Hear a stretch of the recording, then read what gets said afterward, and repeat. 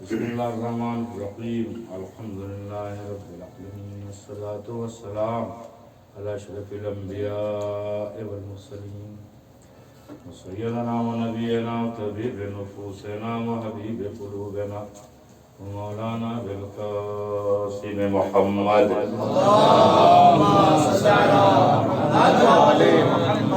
وعلى الطيبين الطاهرين المعصومين المظلومين ولعنة الدائمة على أعدائهم أجمعين إلى قيام يوم الدين. أما بعد فقال الله تبارك وتعالى في كتاب المبين هو أصدق الصادقين وقوله الحق. بسم الله الرحمن الرحيم. يا ويلتى ليتني لم اتخذ فلانا خليلا. اللهم صل على محمد. حضرت صرف اور صرف حصول سعادت و برکت کی خاطر آیت کا ترجمہ، ورنہ الحمدللہ آپ سبھی حضرات مجھ سے بہتر اس کے ترجمے سے واقف بھی ہیں اور کر بھی سکتے ہیں. میں حصول برکت کے لیے ترجمہ کر رہا ہوں. ارشاد ہے یا ویلتا، ہائے بھائے. دعا اپنے حساب سے کر لیجیے، میں دعا تھا ہے نا. ہائے بھائے، یہ کیا غضب ہو گیا، یہ کیا ہوگا. کاش ہم نے انہیں اپنا نہ بنایا ہوتا. پس منظر یہ ہے اس کا کہ روز محشر کچھ لوگ جہنم میں کف افسوس مل رہے ہوں گے، مضطرب ہوں گے، بے چین ہوں گے، تڑپ رہے ہوں گے، نالا و فریاد کر رہے ہوں گے، اپنے کیے پہ پچھتا رہے ہوں گے. سبحان اللہ. کاش انہیں دوست نہ سمجھتے، ان سے دوستی نہ کرتے. کس سے سمجھ رہے ہو؟ کس سے کہ ان سے نہ کرتے دوستی، انہیں اپنا نہ بناتے. قرآن بڑا عجیب ہے، اس کی ایک آیت دوسری آیت کی تفسیر کرتی ہے، اس کا ایک لفظ دوسرے لفظ کی تفسیر کرتا ہے. بہت عجیب ہے قرآن. خالی توجہ کی شرط ہے کہ انسان متوجہ قرآن ہو جائے اور تھوڑا سا زمین دل پاک ہو. زمین دل پاک ہو، کیونکہ زمین اگر بنجر ہوتی ہے تو بارش کے خطرے اس پہ اثر نہیں کرتے. تو اگر زمین دل ہموار ہے اور سازگار ہے، اور پھر اس کے بعد تلاوت قرآن یا تفہیم قرآن کی کوشش ہے، تو پھر تو سبزہ ایسا ابھرے روگے گا کہ دیکھنے والا بھی رش کرے گا کیسا چمن لہلا رہا ہے. تو اس میں اگلی آیت اس میں کہا یہ اگرچہ خود حق چل کے ہمارے دروازے تک آیا تھا. یہ پہلی آیت جو میں نے تلاوت کی، اس کے بعد کی آیت ہے. آپ تو صاحبائے نظر ہیں. خود حق چل کے ہمارے دروازے تک آیا تھا، مگر ہم کیا کریں، ہم تو ان کی دوستی میں مارے گئے. پہنچ گیا پورا منظر. پس منظر اس کا کہاں ہے؟ ایسے سری اور سمجھنے کے لیے آیت کیا ہوگی کہ کون حق پر تھا کون باطل پر تھا. یہ اس بات پہ جہنم میں پہنچ گئے، وہاں ندامت کا شکار ہو گئے کہ حق ان کے دروازے تک آیا، اس کے بعد بھی انہوں نے کسی کی محبت میں نہ مانا. یہ بھول گئے تھے کہ ہر ایک کی محبت ایمان نہیں ہوتی ہے. یہ تو کوئی ہے جس کی محبت ایمان ہوتی ہے. محبت ایمان کوئی ہوتی ہے، یا اپنے کہنے سے کسی کی محبت کیوں ایمان کوئی بن جائے گی. ٹھیک ہے نا. نہ ہر ایک کی محبت ایمان بنے گی، نہ ہر ایک کی محبت سبب شرف بنے گی، نہ ہر ایک کی محبت سبب افتخار بنے گی، نہ ہر ایک کی محبت نجات کا ذریعہ بنے گی. یہ تو تلاش کرو کہ جس کے دہن اقدس پر وحی کا پہرا بیٹھا ہوا تھا، اس نے کس کے لیے کہا کہ اسی کی محبت ایمان ہے، اسی کی محبت تقویٰ ہے، اسی کی محبت سبب نجات ہے، اسی کی محبت تقرب خدا کا ذریعہ ہے. تو رسول کی بات چھوڑ کے نہ معلوم کیسے کیسوں سے لپٹ گئے.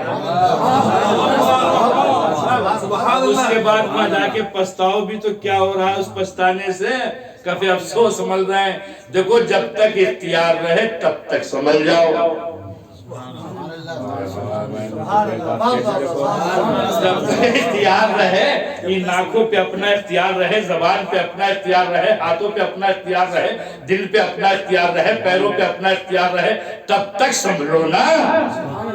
جب یہ آنکھیں بے وفائی پہ مائل ہو جائیں گی، یہ کان سننا چھوڑ دیں گے، ان ہاتھوں کی حرکت ختم ہو جائے گی، پیر چلنے کی قوت سے محروم ہو جائیں گے، تب اگر سنبھلے بھی تو کیا؟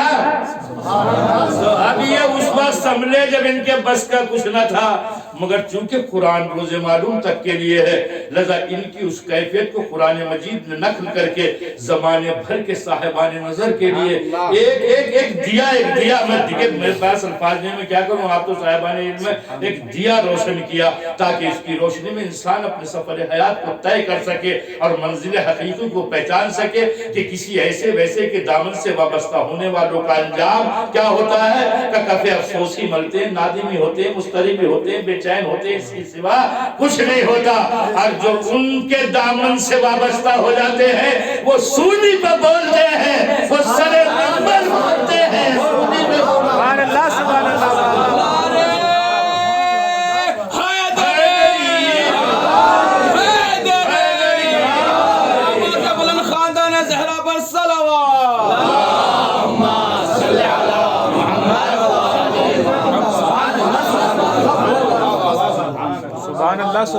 یہ بڑا مصیبت زدہ کیسی بات تھی عجیب، ایک گمنام سی جگہ پہ بیٹھ کے، ایک بدنام سی جگہ پہ بیٹھ کے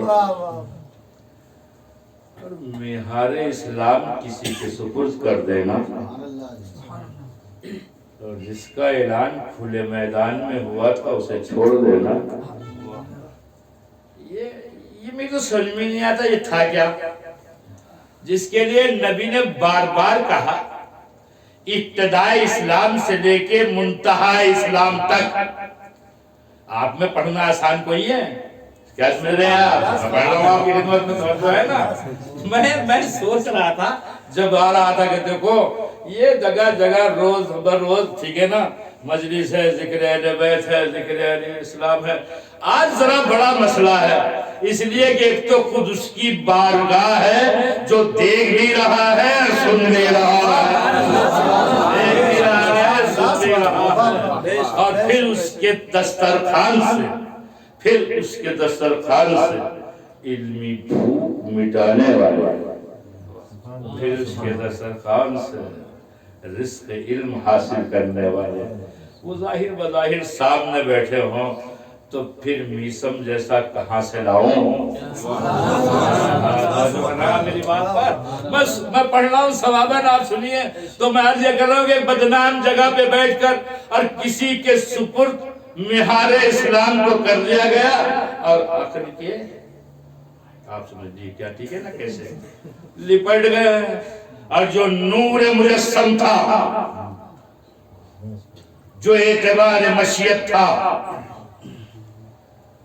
جو سکون دل مصطفیٰ تھا، جو جان مصطفیٰ تھا، جو زینت اسلام تھا، جو مقوم قرآن تھا، جو مقوم قرآن تھا، ہوتا نہ تو سان نہ چلتی یقین پر۔ اب میرا شعر تو مجھے معلوم ہے، آواز اچھی نہیں ہے، ہوتا نہ تو سان نہ چلتی یقین پر، اور قرآن کی زبان نہ کھلتی زمین پر، قرآن کی زبان نہ کھلتی زمین پر۔ جو مقوم قرآن تھا، جو مفسر قرآن تھا، اسے چھوڑ کے دیکھو بات آ رہی ہے، میں آپ سے خدمت میں عرض کروں، آپ تو سب جانتے ہو، میں تو اپنا ثواب حاصل کر رہا ہوں کہ یہ حضرت زہرا سلام اللہ علیہ کا جو احتجاج کی شدت کے ساتھ تھا، اس میں تمام ہوگی، آپ تو پڑھتے رہتے ہیں، وجہ اور بھی تھی، اس میں ایک بہت بڑی وجہ یہ تھی کہ شہزادی چاہتی یہ تھی کہ آفتاب کی جگہ آفتاب آئے، آفتاب کی جگہ آفتاب آئے، علم کی جگہ پہ علم آئے، حلم کی جگہ پہ حلم آئے، قلم کی جگہ پہ قلم آئے، اخلاق کی جگہ پہ اخلاق آئے۔ ایسا نہ ہو کہ اس روشنی کی جگہ اندھیرے لے لے، اخلاق کی جگہ بداخلاقی لے لے، علم کی جگہ جہالت آ جائے، سارا احتجاج زہرا کا اسی لیے تھا۔ صلوات پر حضرت محمد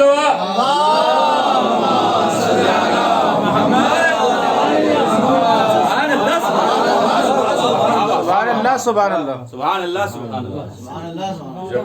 جب تھک جاؤ تو بتا دینا، اچھا میں بھی تو پڑھ لوں، تھوڑی دیر بعد پانی پڑھوں گا، ٹھیک ہے؟ سارا احتجاج اسی لیے تھا کہ علم کی جگہ پہ علم آنا چاہیے، کرم کی جگہ پہ کرم آنا چاہیے۔ ہوا کیا؟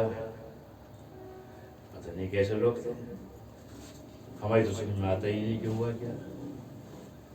جو بچیوں سے جا کے مسائل معلوم کریں، دیکھو ایک لفظ تو آپ بہت سنتے چلے آ رہے ہو، میں ایک لفظ اور سنانا چاہتا ہوں آپ کو۔ ایک لفظ بہت ہے کہ ایک دین سقیفہ سے چلا ہے اور ایک غدیر سے چلا ہے، ٹھیک ہے؟ بہت معروف لفظ ہے، میں لفظ سناتا ہوں۔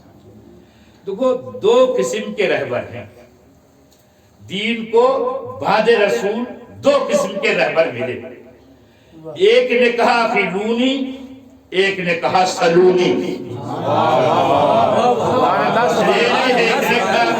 ایک نے کہا سلونی۔ اب یہ تو اختیار کی بات ہے، اسے مان لو جو کہہ رہا ہے کہ مجھے ٹیڑھا چلتے ہوئے دیکھو تو سیدھا کر دے گا، یا اسے مان لو جو کہہ رہا ہے جو جی چاہے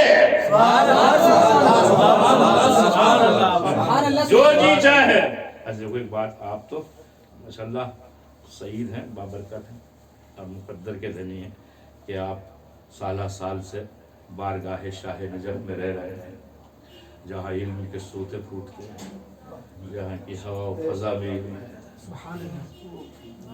باقی بات تو اگلا جملہ آپ دیکھو، میں بہت جملے آدھے آدھے کہتا ہوں، اچھا غور سے سمجھتے رہیے گا، مگر میں آپ سے بتاؤں کہ یہ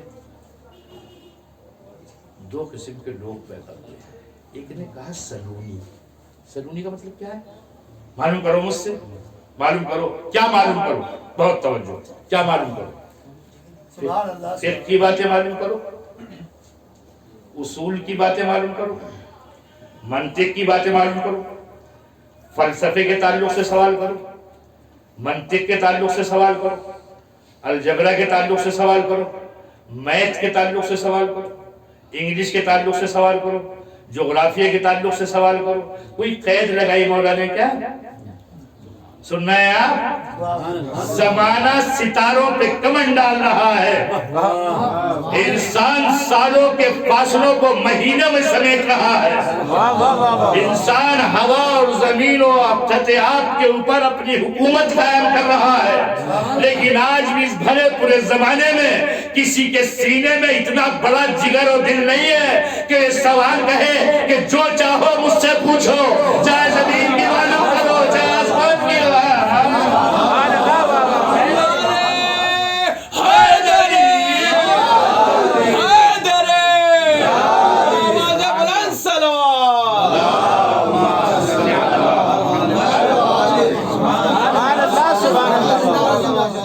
اس علمی حالات میں بھی کسی میں ضرورت نہیں ہے۔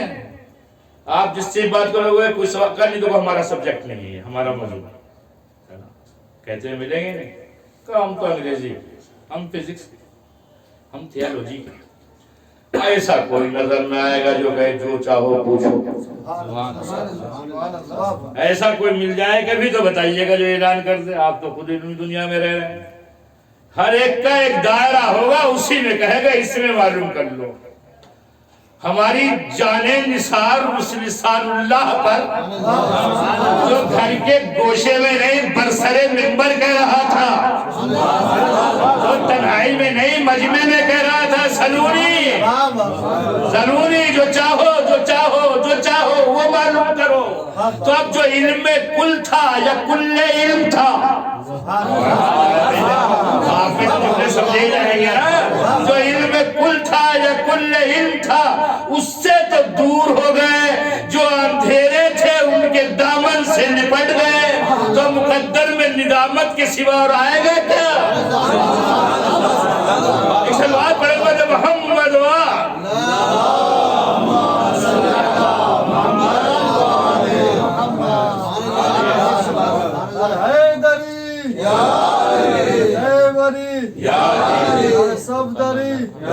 اور عظمت محمد وآل محمد بلند تر صلوات اللہم صلی علی محمد وآل محمد.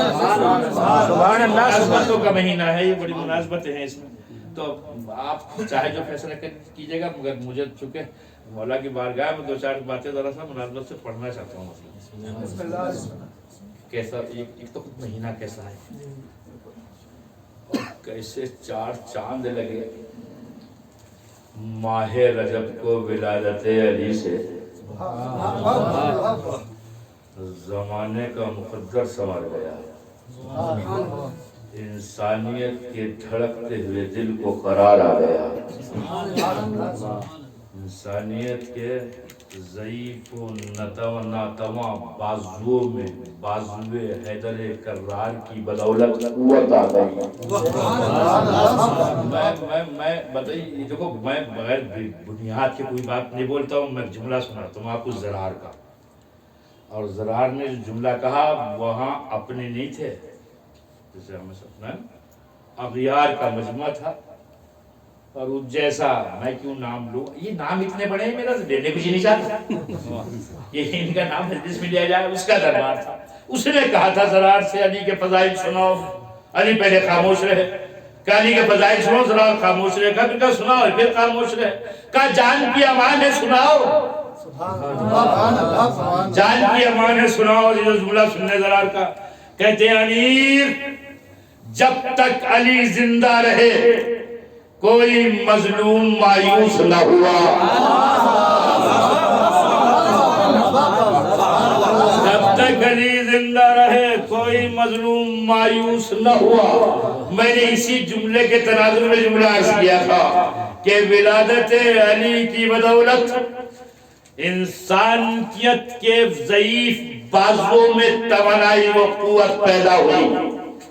چھوڑیے بات اپنی اور ہماری، جس کے صدقے میں کائنات بنی، اسے اس نے کہا کہ اب چلے جاؤ اور لے آؤ. ہونا یہ چاہیے تھا کہ حضرت ابو طالب جاتے، جناب ابو طالب نہیں گئے، کون گیا لینے کے لیے؟ حضور گئے نا. اچھا پڑھے لکھے لوگوں ایک بات بتاؤ، یہ سید البطحہ کی زوجہ، سید البطحہ کی زوجہ، سردار مکہ کی زوجہ، شیخ حرم کی زوجہ 3 دن سے گھر میں نہیں ہے، مگر تلاش بھی نہیں ہے. یہ عادت اور فطرت کے خلاف نہیں ہے کیا؟ اتنے بڑے گھرانے کی بہو اور 3 دن سے گھر میں نہ ہو،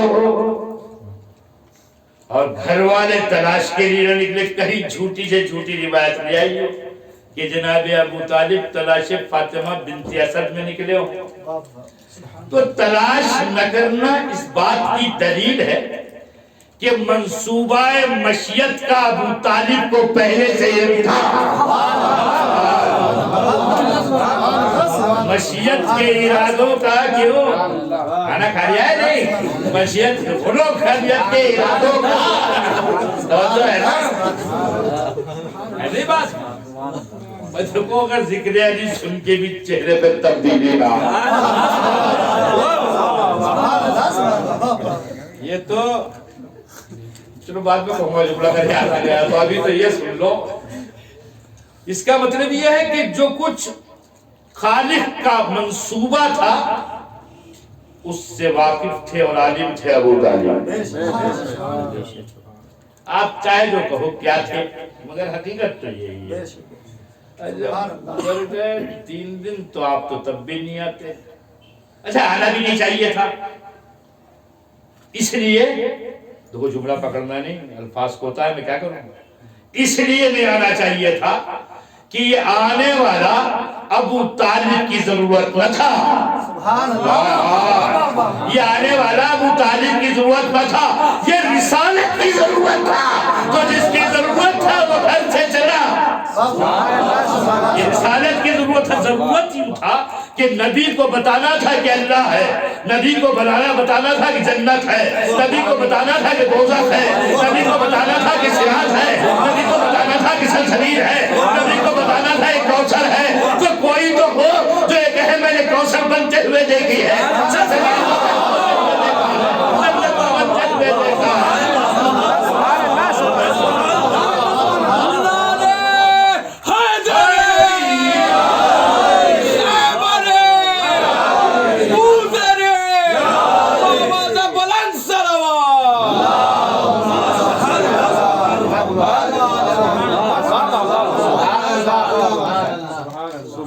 سبحان اللہ۔ نبی پہنچ گئے اور علی کو اپنے ہاتھوں پہ لیا۔ اب یہ جو وعدے کا نام کوثر ہونے والا تبریز، بڑھیا تبریز اچھا نام ہے۔ تو میں یہ کہہ رہا ہوں کہ یہ جو منظر ہے یہاں کا کہ خاتم الانبیاء کے ہاتھوں پر سید الاولیاء ہے، میں ایک گھنٹے میں بھی یہ بات کہی نہیں سکتا جو شاعر نے 2 مصروں میں کہی ہے۔ صحیح ہے، میں سناتا ہوں آپ کو، اگر سچ بول رہا ہوں تو آپ تائید کرنا، ورنہ چھوڑ دینا، میرے بس کی بات نہیں، 1 گھنٹے 2 گھنٹے میں پتا کر دوں مفہوم کچھ۔ وہ کہتا ہے کہ جیسے ہی نصف نور ملا نصف نور سے، جیسے ہی نصف نور ملا نصف نور سے، اپنے کو کردگار نے دیکھا حضور سے، جیسے ہی نصف نور ملا نصف نور سے، اپنے کو کردگار نے دیکھا حضور سے، نبی لے آئے، علی پلتے رہے بڑھتے رہے، جب 11 یا 13 سال کا سن ہوا تو خالق نے کہا میرے حبیب پہنچاؤ، اب کوئی بات نہیں ہے، اس لیے گواہ کے بازو مضبوط ہو چکے ہیں، جو تمہاری طرف ترچھی نظروں سے دیکھے گا یہ اس کی آنکھوں کو پھوڑ ڈالے گا۔ بڑھتی چلی جائے گی، میرا سمیت یہ کہتا ہوں۔ تو اب 11-13 سال کے سن میں نبی نے علی سے کہا جاؤ اہتمام کرو، لوگوں کو بلاؤ اور ذرا کھانے کا انتظام بھی ہو۔ یہ بہت ضروری ہے، کھانے کا انتظام ہو گیا۔ تو انتظام کہاں سے ہوا، کہاں سے لائے؟ تو پہلی میٹنگ، پہلی مجلس تعمیر اسلام کی خاطر بنیاد لا الہ رکھی جا رہی تھی، اور پیسہ ابو طالب کا خرچ ہو رہا تھا۔ اسلام کی بنیادوں میں جس کی دولت کام آئے وہ تو مسلمان نہ ہو، اور جو سمجھ رہے ہیں بات آگے بڑھائی۔ دیکھیے بات دولت تک نہیں، بات دولت نہیں، راہ اسلام میں جس کی دولت بھی کام آئے، جس کا لہو بھی کام آئے، جس کے مال بھی اولاد بھی جس کی اسلام کے لیے ہو، اس کے لیے دلیدہ دہنی کرتے ہو، شرم نہیں آتی؟ محشر میں فرار کے راستے بند ہو جائیں گے، فرار کے راستے بند ہو جائیں گے، جدھر نظر اٹھاؤ گے یہی نظر آئیں گے، ہر طرف پرچم ابو طالب کا ہوگا، وہ بنام علی ہو یا بنام حسن ہو یا بنام حسین ہو یا بنام سید الساجدین ہو، ہر طرف علم ابو طالب کا ہوگا۔ ان سے گروزہ لوگ جائیں گے کہاں؟ منہ چھپانے کو جہنم کے سوا جگہ نہ ملے گی۔ ابو طالب کے آغوش کے پروردہ، جن کی بدولت آج لا الہ الا اللہ کی صدائیں بلند ہو رہی ہیں، جن کی بدولت آج محمد رسول اللہ کی صدائیں بلند ہو رہی ہیں، جن کے صدقے میں آج حق و انصاف کی باتیں ہو رہی ہیں، جن کے وسیلے سے آج نوازے ہو رہے ہیں، تو کیسا چمن لگایا، کیسا چمن لگایا ابو طالب نے، پڑھ کے جملہ کہتا ہوں، کیسا چمن لگایا مصطفیٰ نے، کیسا چمن لگایا مصطفیٰ نے، اور کیسا پروان چڑھایا ابو طالب نے، کیسا چمن لگایا مصطفیٰ نے اب کیسا پروان چڑھایا ابو طالب نے کہ جب تک کائنات باقی رہے گی مشام انسانیت اس کے مہکتے ہوئے پھولوں سے معطر ہوتی رہے گی اور سسکتی اور بلکتی ہوئی انسانیت کو پناہ گاہ اس گھرانے کے سوا ملے گی نہیں. سسکتی اور بلکتی ہوئی انسانیت کو اگر پناہ میسر ہوگی تو اسی شجر کے سائے میں ہوگی جسے مصطفیٰ نے لگایا تھا اور ابو طالب نے پروان چڑھایا تھا.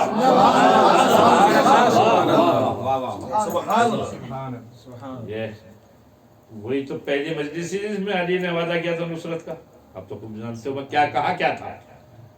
یہ کہا تھا محمد میں تیرا مددگار ہوں نہیں. اے اللہ کے رسول یہی ہے نا انا ناصر یا رسول اللہ میں اللہ کے رسول میں ناصر ہوں. یعنی جب تک رسالت رہے گی جب تک نصرت رہے گی. تو آغوش زہرا و علی میں ایسے جیالے پروان چلے کہ جب شم اسلام تند و تیز ہواؤں کی زد پہ تھی, جب مسموم ہوائیں چل رہی تھی, جب چراغ توحید کو بجھانے کے لیے ہر سمت سے مسموم ہواؤں کے جھونکے تھے. آپ بتاؤ شم توحید کو فانوس بن کے بچایا کس نے؟ شم توحید کو فانوس بن کے بچایا کس نے؟ ایک ہی تو نام نامی ہے یا کوئی اور بھی ہے؟ دیکھو مسئلہ یہاں بڑا مشکل اتنا آ گیا ہے, اتنا مشکل مسئلہ ہو گیا ہے کہ نہ چاہتے ہوئے بھی کہنا پڑتا ہے کہ ہاں وہ علی کا ہی لگتے جگر تھا. نام اور بھی آ سکتے تھے اگر بات قربانی کی نہ ہوتی, نام اور بھی آ سکتے تھے اگر بات شہادت کی نہ ہوتی, نام اور بھی آ سکتے تھے اگر بات ایثار کی نہ ہوتی, مگر یہ مسئلہ اتنا حساس ہو گیا کہ انہیں کوئی نام اور موقع مل نہ سکا کہ یہ کہیں. اچھا واقعہ اتنا عظیم و عجیب ہوا کہ اس سے انکار بھی نہ کر سکے کہ ہوا نہ تھا. اچھا اس میں یہ بڑی منصوبہ بندی تھی اس واقعے میں. 10 منٹ آپ مجھے اور دیے میں پڑھتا ہوں. بہت منصوبہ بند واقعہ ہے کربلا کا, نہیں ہے؟ ہے. اچھا یہ منصوبہ ایک طرف سے تھا یا دونوں طرف سے؟ سوال پیدا ہوتا ہے منصوبہ یک طرفہ تھا یا دو طرفہ تھا؟ عزیزو یہ منصوبہ یک طرفہ نہ تھا, منصوبہ دو طرفہ تھا. ایک طرف سے توحید کو مٹانے کا منصوبہ تھا, دوسری طرف توحید بچانے کا منصوبہ تھا. دونوں گروہ اپنے اپنے منصوبے کے تحت کام کر رہے تھے. حسین ابن علی نے اپنے منصوبے کے تحت یوں کیا کہ حج کو عمرے سے بدل دیا, اور جیسے حج کو عمرے سے بدلا پہلے ہی مرحلے میں مخالف شکست کھا گیا. پہلے ہی مرحلے میں آپ پڑھے لکھے لوگوں تفصیل ہوتے ہیں, یہ پہلے ہی مرحلے میں مخالف ہار گیا.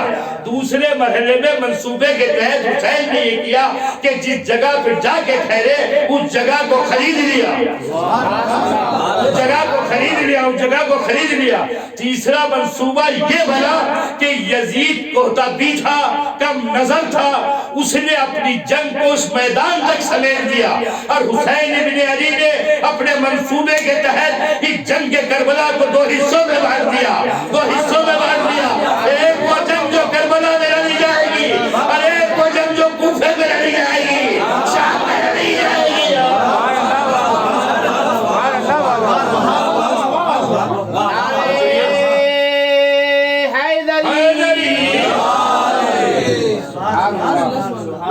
وہ جنگ جو کربلا میں لڑی جائے گی اس میں تلواروں کا استعمال ہوگا, نیزوں کا استعمال ہوگا, تیر و تبر کا تلوار استعمال ہوگا. لیکن وہ جنگ جو کوفہ اور شام میں لڑی جائے گی اس میں تیر و تلوار نہیں, سبحان اللہ, اس میں علی کا لہجہ ہوگا. جو کر رہے ہیں اس میں لہجہ علی ہوگا.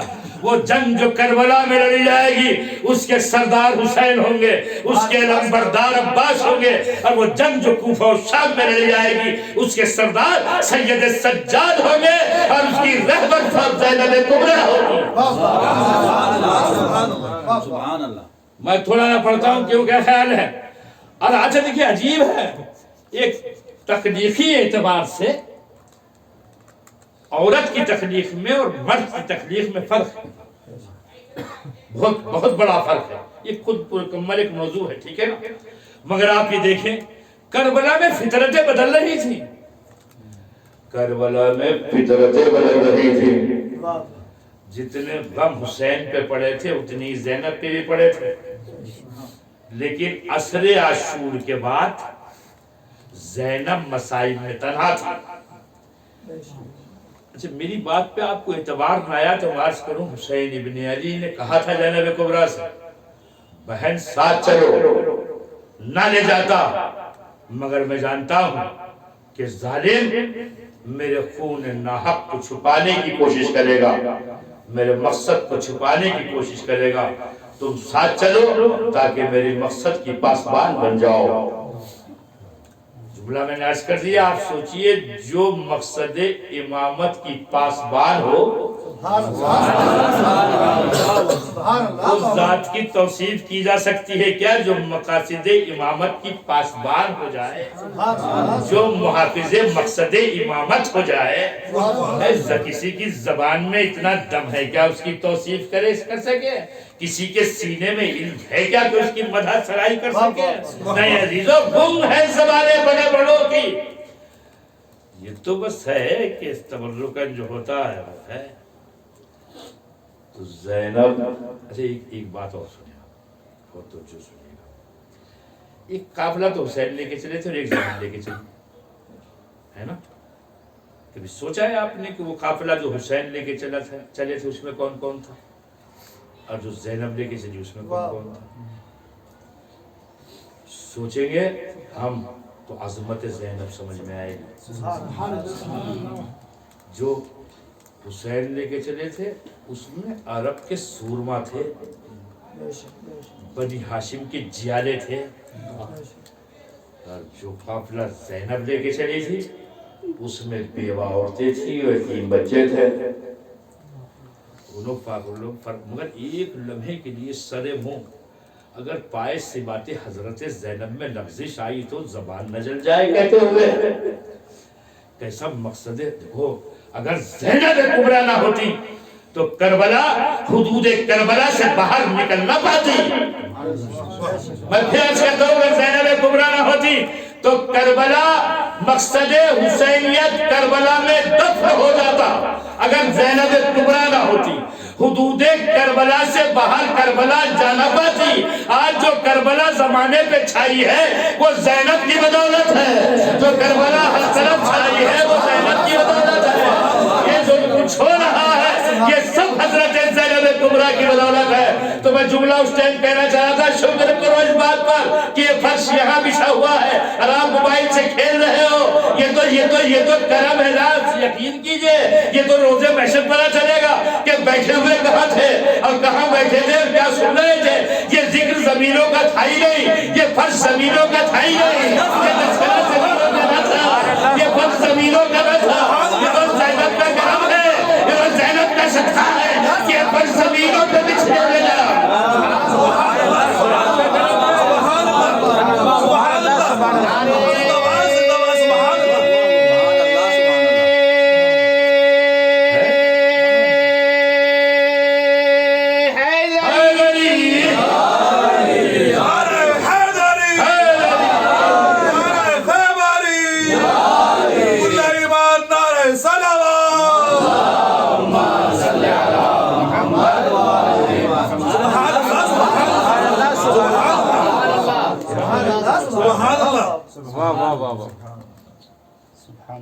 اب جب یہ اتنی بازی کی آواز میں یہ جو زمانہ تھا کہ فلمیں وہ کہیں گے تو سوچو اور کیا ہوگا، سوچنے کا کیسے اظہار ہوگا کہ ہاں ہے نا۔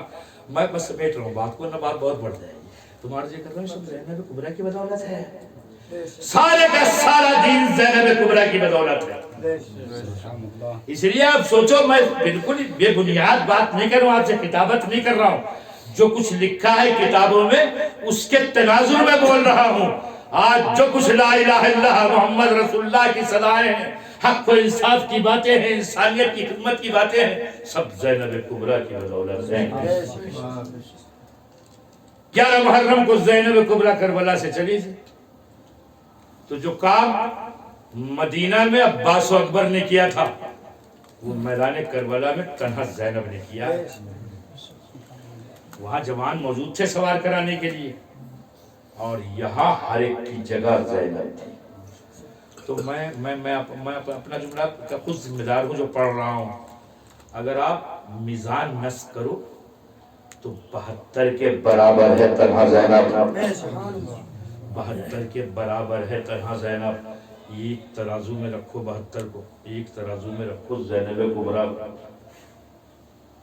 تو میں کسی یوں پہنچا دوں کہ دشت غربت میں حسین اپنی حدوں سے آگے، دشت غربت میں حسین اپنی حدوں سے آگے، اپنی ہمشیر کے نقش کفے پا دیکھتے ہیں، اپنی ہمشیر کے نقش کفے پا دیکھتے ہیں۔ چلیے زینب اور آ گیا ہے کوفہ۔ کوفہ آیا ہے تو تماشائیوں کا ہجوم تھا۔ تو ایک بات آج گئے تھے مسجد کوفہ، تو ایک بات تو پڑھ بھی رہے کہ انہوں نے شعر پڑھا تھا، تو مجھے اس ٹائم ذہن میں آ رہی تھی کہ آج تو یہ آنکھوں سے مشاہدہ کیا، جالی سے جھانک کے دیکھا کہ جہاں سب کچھ تھا وہاں بنجر کے علاوہ کچھ نظر نہ آیا۔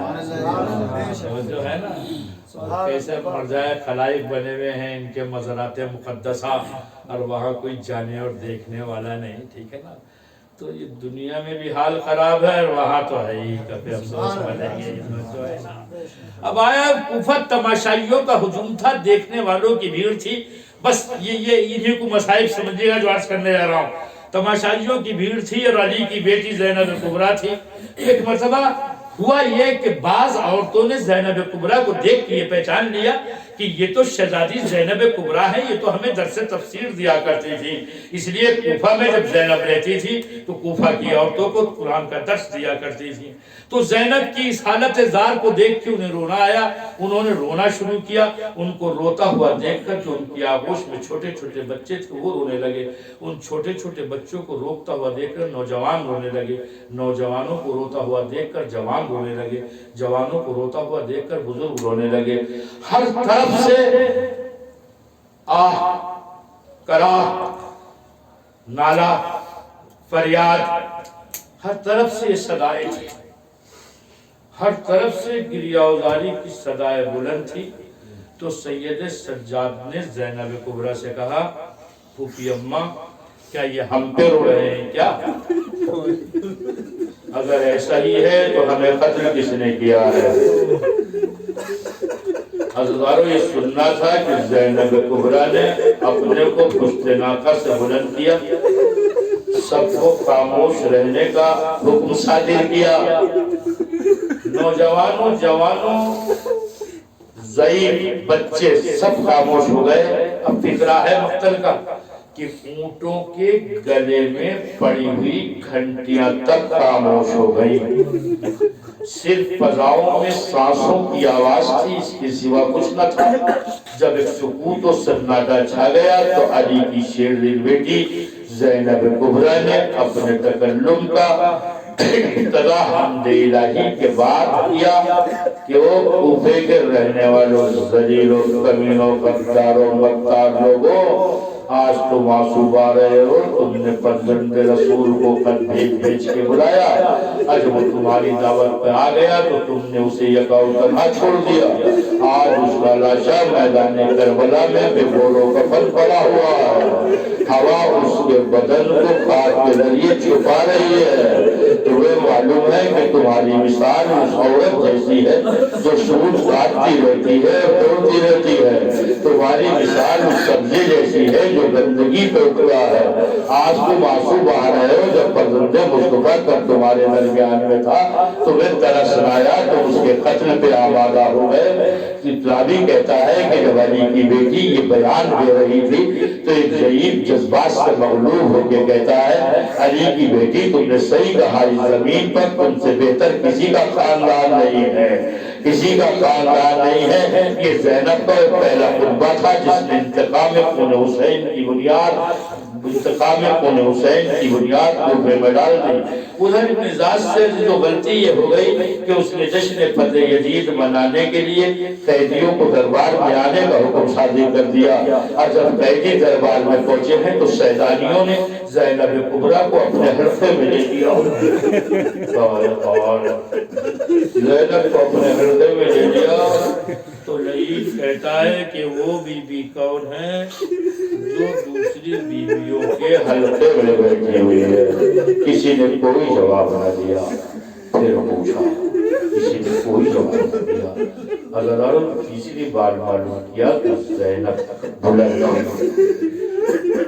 محسوس کرنا کہ اب زینب اس جگہ بول رہی تھی کہ جہاں سامنے والے کا ایک اشارہ شمع حیات گل کر دینے کے لیے کافی تھا.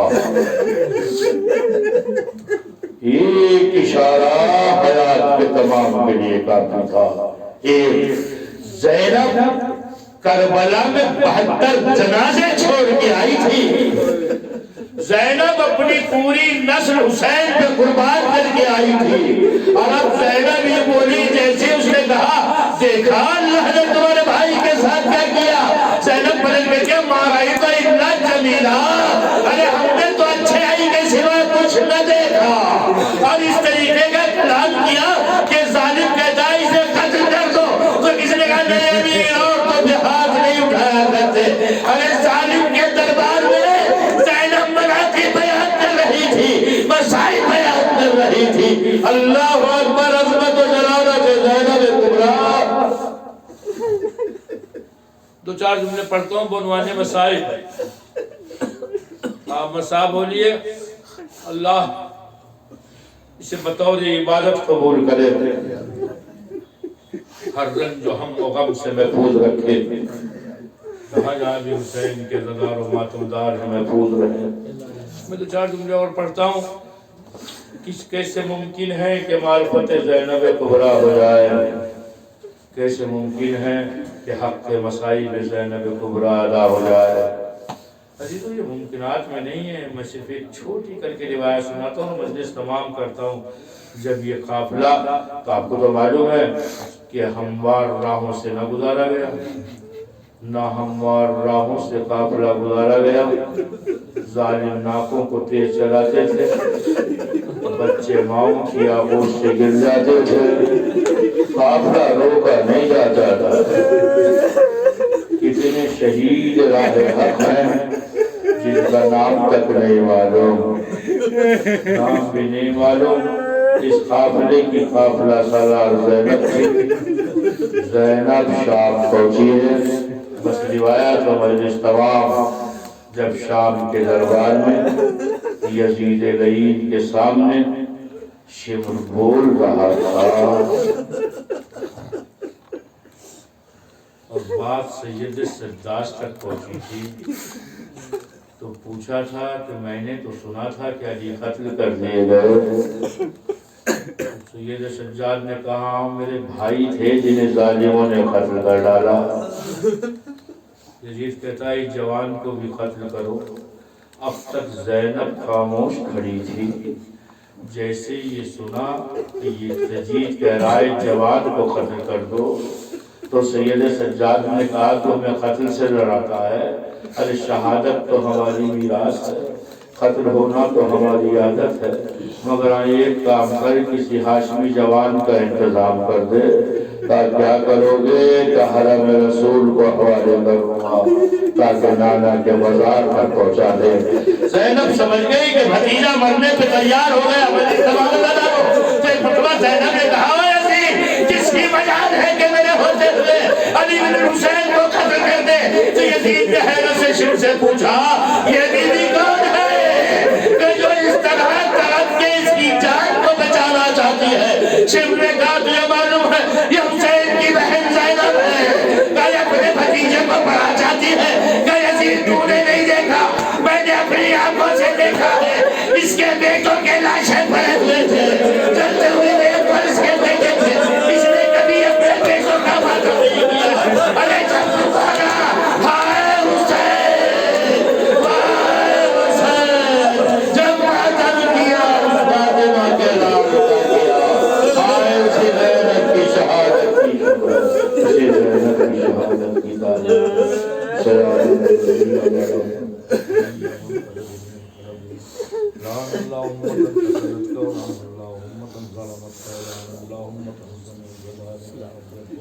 يا مولانا كنا معكم ونقول وما